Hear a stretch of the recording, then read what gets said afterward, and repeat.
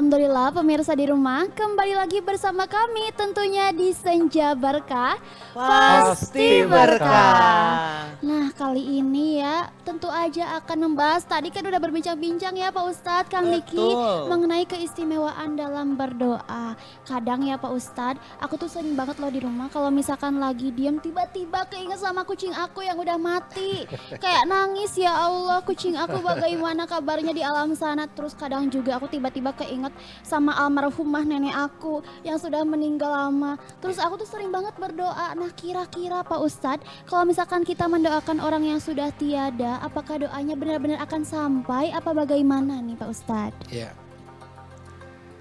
Sarah ya. Jadi mendoakan orang yang sudah meninggal termasuk salah satu yang disunahkan oleh Rasulullah.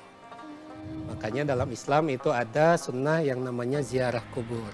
Ziarah kubur itu untuk apa? Mendoakan jenazah atau orang yang ada di alam kubur itu. Ya, nah itu adalah satu bagian dari sunnah. Nah termasuk apalagi tadi ada teringat kepada neneknya, kepada ibu kita atau orang tua kita yang sudah wafat ya. Apakah boleh kita mendoakan mereka yang sudah meninggal itu? Sangat dianjurkan untuk mendoakan. Sangat dianjurkan. Bahkan salah satu ya amalan yang akan terus mengalir untuk jenazah itu adalah doa anak yang soleh.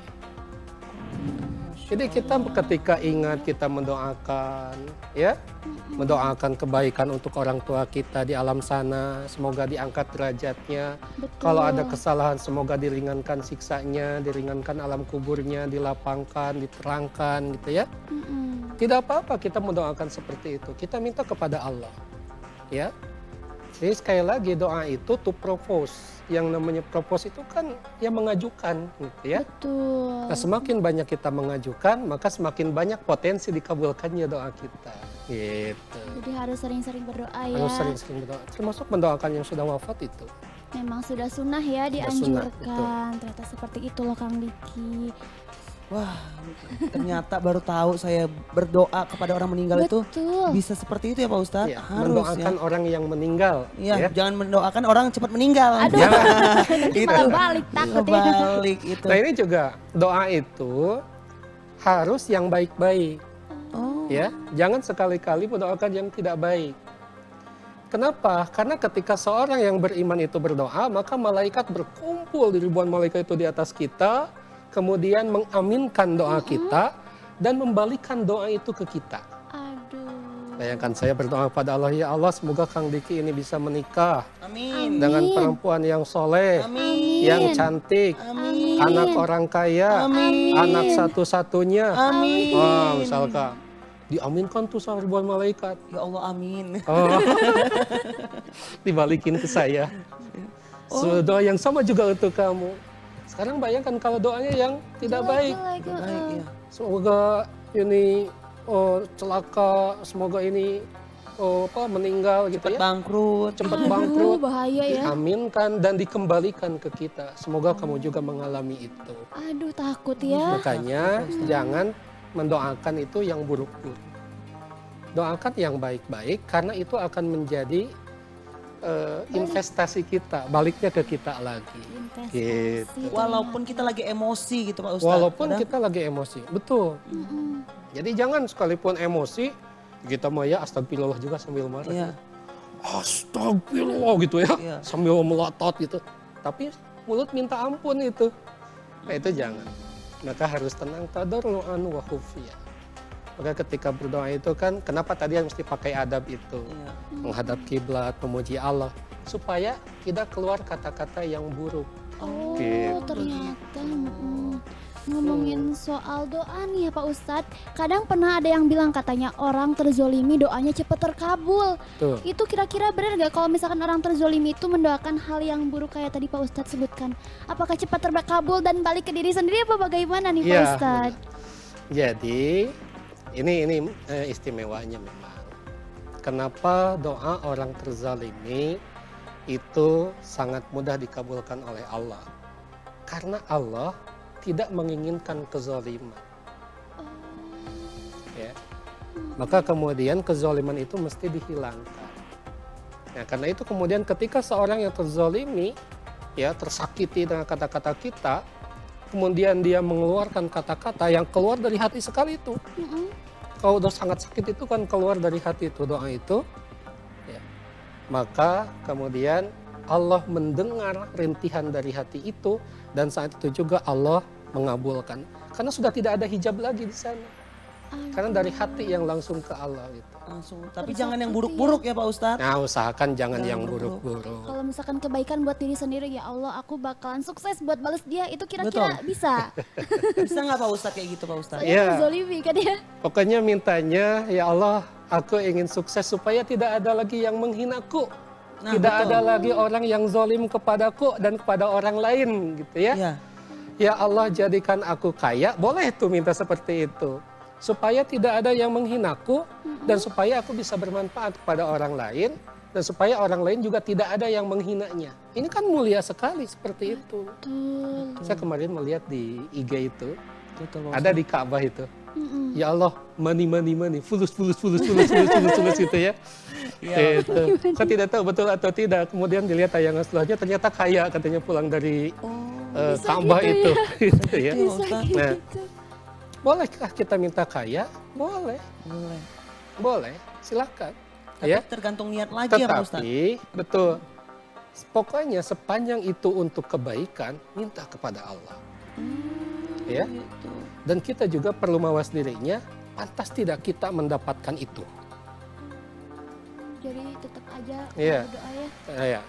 Dalam Al-Quran itu, ya, memang untuk orang-orang yang soleh, Ya. itu jarang ada doa yang meminta kekayaan. Mm-mm. Ya, tapi Nabi Sulaiman juga akan mencontohkan. Beliau minta kejayaan. Ya. Nah, minta kejayaan kepada Allah, kemudian Allah menurunkan. Tetapi apa yang dilakukan oleh Nabi Sulaiman ketika dipuji oleh umatnya itu? Mm-mm. Nabi Sulaiman tidak merasa kaya dengan kekayaan yang dikaruniakan Allah. Nabi Sulaiman hanya mengatakan, "Hadza min fadli Rabbi." Ya. Ini adalah karunia dari Allah kepadaku. Minta kaya boleh, tetapi jangan merasa kaya karena usaha sendiri. Tetapi ini adalah karunia dari Allah. Allah. Disinilah pentingnya keimanan melandasi doa kita. Tapi Gitu. jangan niat untuk pamer ya Pak Ustadz gitu. Nggak boleh. Ya untuk apa pamer? Kan tadi Ya kita Allah lagi. membaca alhamdulillah ya, segala puji bagi Allah.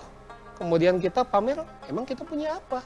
Iya, itu Iya. aja titipan ya. Iya, kata juga pemberian dari Kalau Allah. Pak Ustadz misalnya ini ada saudara kita, kerabat kita meninggal dunia, kita bilang seperti ini, ya Allah cabut juga lah nyawaku biar bersama dia. Aduh. Gimana itu Pak Ustadz? Karena kan kalau kita udah sedih banget, pengen nangis, tiba-tiba kita ngucapin gitu Pak Ustadz, dikabulkan oleh Allah juga nggak Pak Ustadz? Wah, udah nggak mau hidup lagi lah gitu ya. Betul Pak Ustadz. Apalagi kalau istri kita itu ya, Biar laku bareng dia seumur Oh, hidup.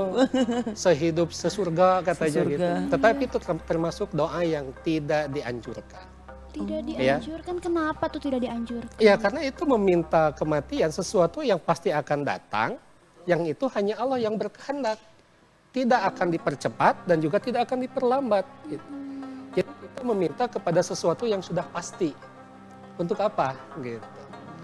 Dan itu jangan sampai menjadi bentuk penolakan kita terhadap takdir Allah. Gitu ya. Jadi bahwa kemudian kita menyayangi pasangan kita, ya gitu ya, kita menyayanginya karena Allah gitu ya. Bahwa kemudian Allah menariknya, yaitu kan hak Allah. Hak Allah, Maka kuasa kita Allah. mengucapkan inna lillahi Wa inna inna ilaihi ilaihi raji'un. raji'un. Kami datang dari Allah dan akan kembali kepada Allah. Gitu ya. Nah, selanjutnya kita jalani apa yang menjadi tugas dan kewajiban kita sampai kemudian Allah kembali mencabut kita. Jadi tidak perlu berdoa minta secepatnya meninggal apapun alasannya, ya. Apakah karena himpitan hidup yang sangat berat misalkan ya, kekuat ya Allah gitu ya, lapar wae udah we cabut, atau karena sakit misalkan. Suka Betul, ada Pak yang kayak Ustadz. gitu tuh. Ya Allah gitu ya, sakit kepala nggak kuat, udah cabut saja nyawa ini. Nah itu nggak boleh. Ya, Nabi Ayub saja mencontohkan pada kita 32 tahun Kenapa dan tuh? beliau itu ya dikaruniakan penyakit, bukan dikaruniakan, malah Nabi Ayub mengakuinya gini, ya Allah, aku telah diperdaya oleh iblis. Wow. Jadi penyakit kulit yang dialami oleh Nabi Nabi Ayub. Ayub Nabi itu diyakini oleh Nabi Ayub ini adalah tipu daya iblis. Wow. Maka ya Allah sembuhkan aku dan jauhkan dari tipu daya iblis ini. 32 tahun baru dikabulkan oleh Allah. Dikabulkan. Hartanya hilang, anak-anaknya wafat, istrinya meninggalkan. Aduh, Iya. kasihan banget Ya. ya. Wah, lama banget ternyata Iya, ya. 32 tahun bahkan sampai Diperdaya. bilang diperdaya iblis ya Pak Diperdaya Ustadz. iblis. Dingki aja belum tentu kuat atau enggaknya ini Pak Ustadz. Dan Nabi Ayub tidak mengatakan, ya Allah ini adalah ujian dari engkau gitu ya. Iya. Tapi hanya mengatakan, ya Allah aku telah diperdaya oleh iblis. Salah lagi iblisnya. Ya, Tetapi iblis memang dalam kisahnya, kenapa Nabi Ayub ditimpakan penyakit seperti itu memang salah satu tipu daya iblis memang. Begitu. Karena iblis ingin memalingkan keimanan Nabi Ayub kepada Allah. Ada Allah. Gitu. imannya diuji ya Pak Ustadz. Imannya ya? diuji. Waduh, mengerikan sekali ya, seperti itu ternyata pemirsa. Dan tentu aja buat pemirsa di rumah yang ingin bertanya ya mengenai seputar apa pengertian atau pengetahuan dalam agama Islam, boleh banget langsung aja kontak ke nomor 0813-9447-7912. Tentu aja kita akan membahas lebih lanjut lagi nih mengenai keistimewaan dalam berdoa. Jadi jangan kemana-mana dan bersama kami di Senja Berkah Pasti berkah.